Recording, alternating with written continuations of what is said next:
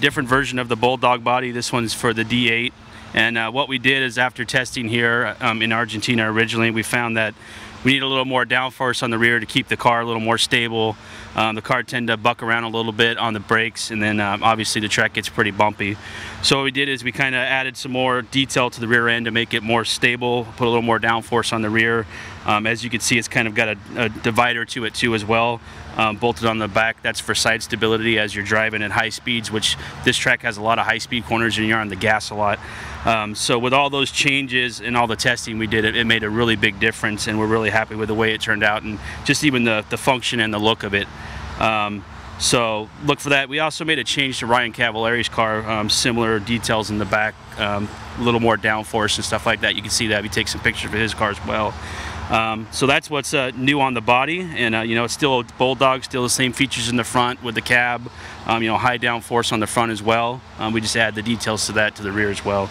So and then we have a brand new tire yet to be seen by anybody. This is called the Diamondback, and we're going to call this a progressive tire. With progressive, we mean the center tread starts out pretty dense, and then it actually starts to spread out as it gets further to the outside of the tire.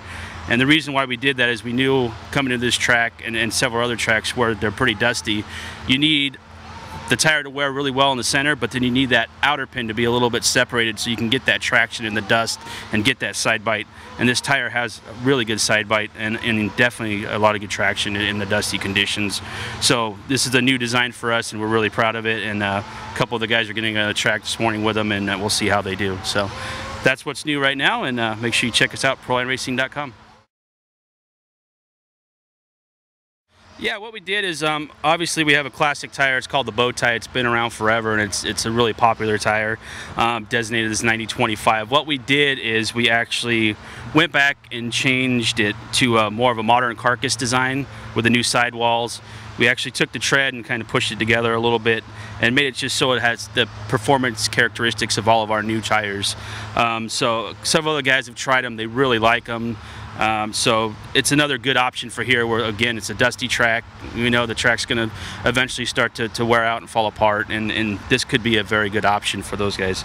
So, and then another thing that's new at this race, and something that we're really proud of that we've been working on, we have a new compound which is designated at this race by, you know, the green and yellow dot that you'll see on some of the guys' cars.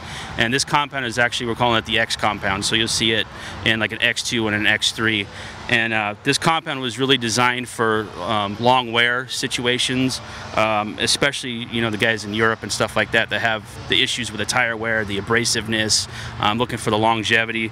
But what we noticed with this tire and the compound especially is how much longer the tread wears and how much more traction it seems to have.